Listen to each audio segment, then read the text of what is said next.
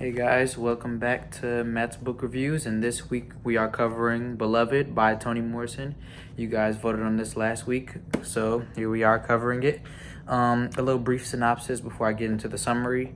It's about a woman who escaped slavery, and she has to deal with a lot of psychological, emotional, and physical tolls that connected back to her past. Now, I did give this book a 3.5 out of 5. At the end of the summary, I will give a little explanation as to why I gave it that number. But yeah, let's dive deep into it. Okay, let's get into some background information about the book. Now, the story follows Setha, who is a runaway slave currently living in Ohio post-Civil War, and she lives with her daughter Denver. Now, the house is haunted by the ghost of her dead baby, who we later learn through flashbacks was murdered by Setha so that her children would not be sold back into slavery. And they are living their day-to-day life, and out of nowhere, they come across a mysterious young woman with the name Beloved, who shows up on their front porch and starts, pulling Setha back into her traumatic past, because we would later learn that Beloved is the somewhat reincarnation, well, not necessarily reincarnation, but spirit of her dead daughter who she murdered. Now, Beloved, becomes more demanding and drains Setha, because she comes in and she's all nice, but as she continues to stay there, she becomes more and more aggressive, and it's draining Setha emotionally and physically. It's like that. It's like Beloved she's an embodiment of Setha's past and Setha's guilt from murdering her baby, and she's a symbol for back when she was enslaved.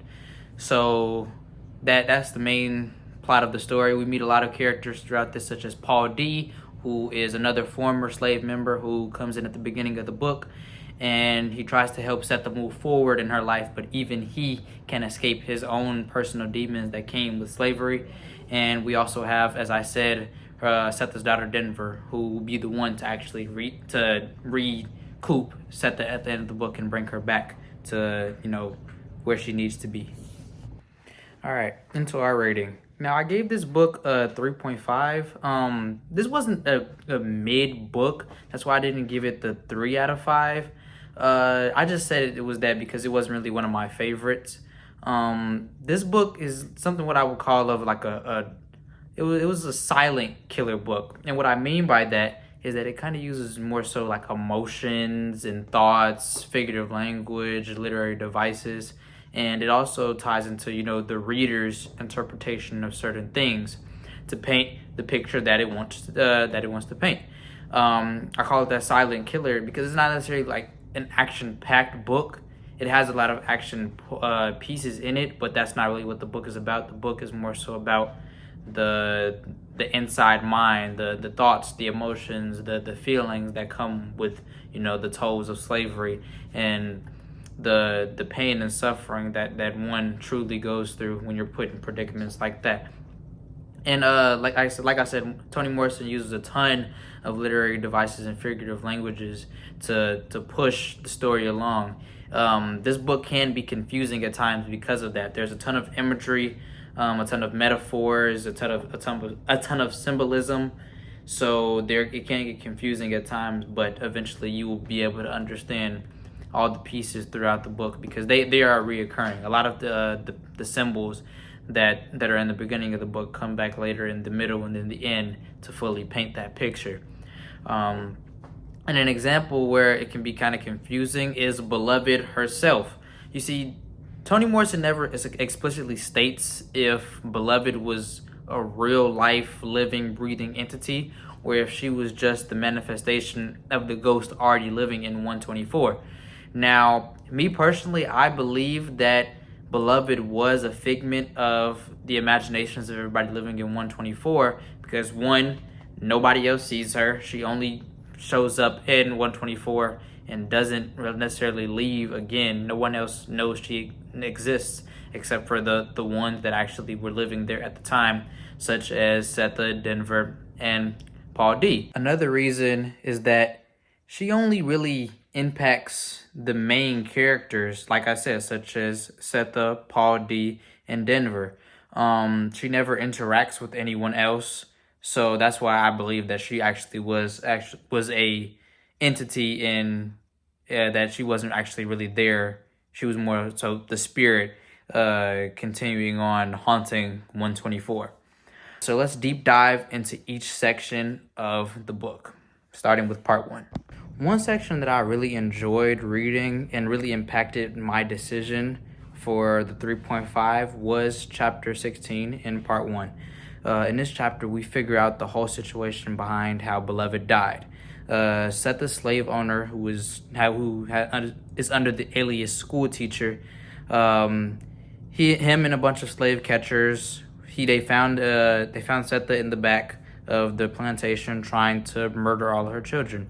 She believed that killing her children was better than them being in bondage and being in slavery, and she was trying to kill them. She was able to nearly decapacitate Beloved, so Beloved was dead. She was in the process of trying to throw Denver into a wall, and her 2 male children, Howard and Bugler, were unconscious on the floor. So at this point, I was very intrigued. It was very action-packed in this portion. The scene was very authentic because it actually, showcased, something, a real issue that enslaved people had, where they felt that death was better than being enslaved. But better of all, it was straightforward. I didn't feel like this section was hard to understand.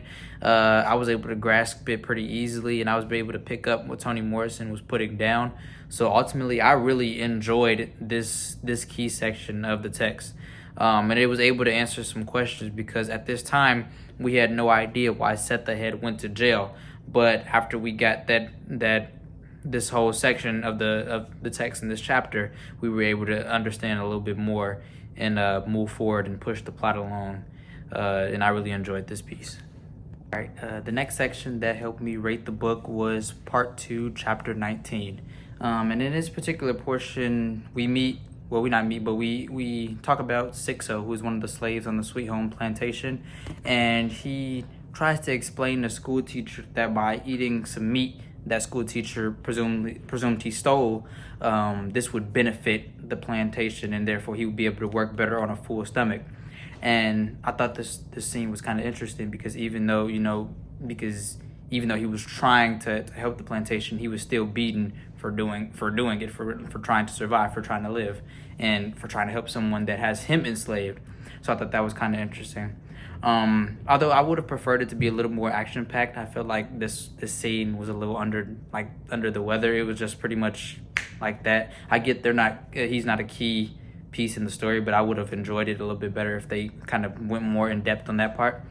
Plus, by this point, I was kind of getting a little, not necessarily annoyed, but I felt like the story was getting stagnant because a lot of part 2, I know it's setting up the following action and the resolution, but I felt like it was kind of just a whole lot of emotions and stuff like that, and I didn't really have any action to go off it, and maybe that's why I didn't really like this portion of the book. But it did bring me back when we figured out the slaves' runaway plan and we figured out the ending, so I kind of liked that part. But this is something that caught my attention. Now, one of the biggest sections in the book that impacted my decision and gave it that 3.5 rating was part 3, chapter 26. Now, in this section, Setha has been completely drained by Beloved. She's taken as much as she can. Beloved has completely gotten a grip on her emotionally and physically. Setha has not been eating well. She has devoted all her time and emotion into Beloved. And with all this pent-up frustration, she takes her anger out, or attempts to take her anger out on a random person in the street who she mistakes as school teacher. And this point, I really like this scene. This is one of the main key reasons I couldn't have this book as a 3, because I truly felt for Setha. I liked how Toni Morrison went with this and how that pent-up frustration can really go into, turn into this anger and turn into this rage that hasn't really affected you for years on end. Setha hasn't been in slavery for over a decade. So when Beloved comes back and all these things come back into her life, it really just builds on that emotion. And also this also kind of builds on my point, because Beloved suddenly disappears after all this happens. Like after Setha finally is able to live her life to the fullest, without the burden of slavery and killing her baby. And then this proves my case as to why I believed she was a ghost. And with that being said, this concludes our review of Beloved. Like I said, it wasn't my favorite book, as I gave it a 3.5. But if you guys have time to sit down and listen to and read a compelling and gritty story that has a lot of twists and turns, then this is one of the books for you. And with that being said, this is Matt's Reviews.